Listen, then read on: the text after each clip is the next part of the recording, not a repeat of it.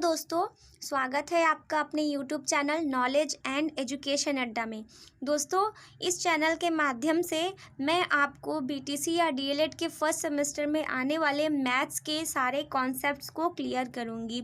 जो भी प्रॉब्लम्स होती हैं, अक्सर आपने देखा होगा कि मैथ्स में बहुत से बच्चे जो हैं उनका बैक लग जाता है बीटीसी में, क्योंकि उनको क्या होता है, जैसे कि कुछ लोगों ने क्लास 8 के बाद मैथ्स छोड़ दिया होता है, तो उनको कॉन्सेप्ट क्लियर नहीं होने की वजह से ही ऐसा होता है।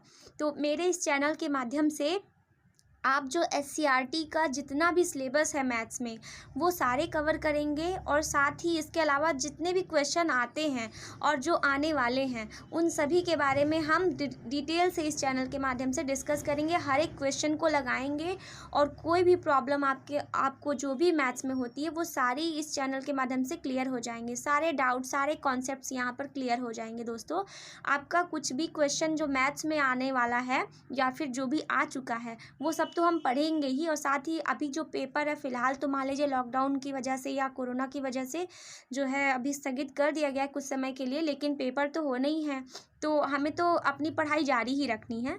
तो चलिए, हम इस चैनल के माध्यम से मैथ्स के क्लियर जितने भी कॉन्सेप्ट्स हैं, जितने भी डाउट्स हैं, सब कुछ क्लियर कर लेंगे।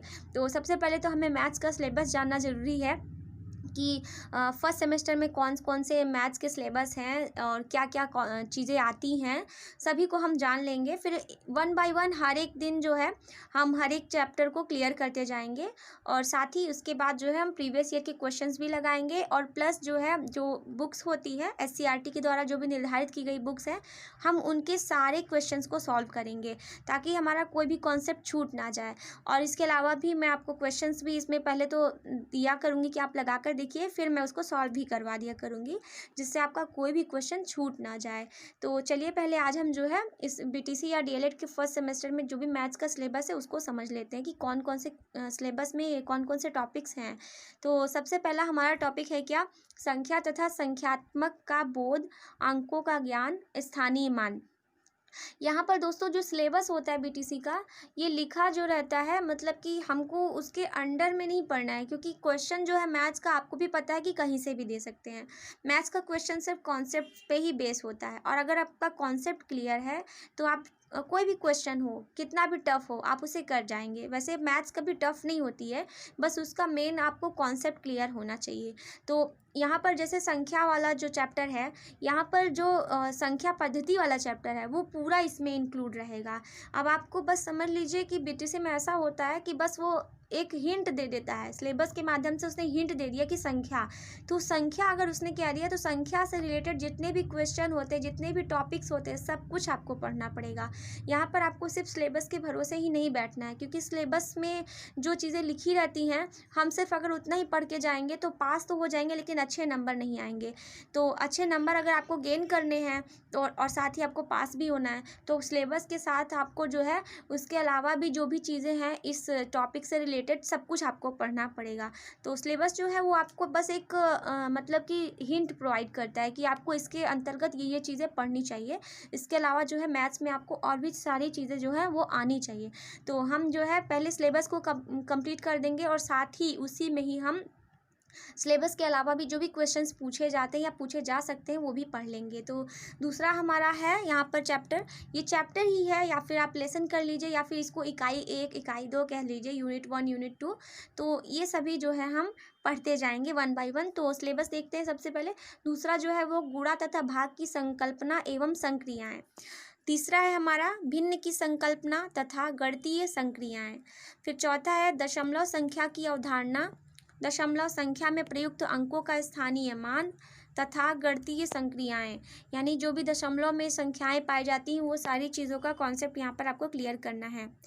फिर आपको पढ़ना है अपवर्तक, यानी कि विभाजक क्या होता है, अपवर्त्य, गुणज, समापवर्तक तथा समापवर्त की अवधारणा, यानी कि एलसीएम, एचसीएफ, आपको ये सभी चीज़ें पढ़नी है। साथ ही फैक्टर क्या होता है, मल्टीपल क्या होते हैं, ये सब आपको पढ़ना है।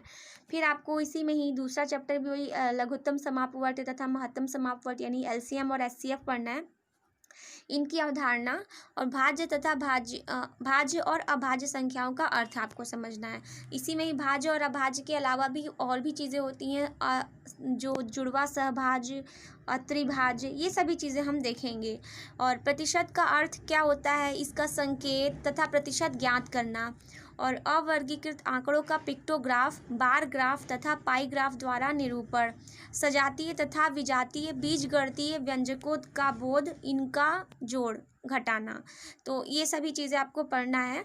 और तल फिर तलखंड, बिंदु, रेखावक्र, रेखाखंड, किरण क्या होता है तथा किरण की संकल्पना, पटरी तथा प्रकार की सहायता से 60 डिग्री, 90 डिग्री तथा 120 डिग्री का कोण बनाना। और ये जो चैप्टर है ये तो मोस्ट इंपॉर्टेंट है, इससे तो एक क्वेश्चन जरूर बनता है, हमेशा हर साल पूछ लेता है। तो ये भी आपको सिखा दूंगी मैं सब चीज़ें। फिर हमको पढ़ना है कोण के प्रकार, जैसे न्यून कोण, समकोण, अधिक कोण, ये सब पढ़ना है। फिर त्रिभुज, आयत, वर्ग एवं वृत्त की अवधारणा तथा इनके अंगों की जानकारी, इससे भी क्वेश्चन जो है वो हमेशा बनते हैं। आपको इन सब का फॉर्मूला बस पता होना चाहिए, फॉर्मूले से बेस्ड ही क्वेश्चन पूछ लिया जाता है, बस उससे ज़्यादा टफ नहीं पूछता है। और थोड़ा सा अगर घुमा देता है तो आप लोग का माइंड जो है वो थोड़ा सा घूम जाता है, तो फिर आप क्वेश्चन छोड़ के चले आते एग्जाम में, क्योंकि 1 घंटे का ही समय मिलता है। तो ये होता है कि हम ये भी कर ले वो भी कर ले, और इसके चक्कर में हम सारे क्वेश्चन छोड़ के चले आते हैं और समय बीत जाता है। तो आपको ये नहीं करना है। आपको मैं सारे टिप्स भी बताऊंगी कि किस टाइप से आपको मैथ्स का पेपर सॉल्व करना चाहिए और कैसे किया जाता है, जो कि मैंने भी किया है और अच्छे मार्क्स आए हैं, पूरे 25 में से 25 नंबर भी लेकर आए हैं। तो वो भी आपको मैं सिखाऊंगी। फिर हमारा लास्ट है परिमिति का अर्थ।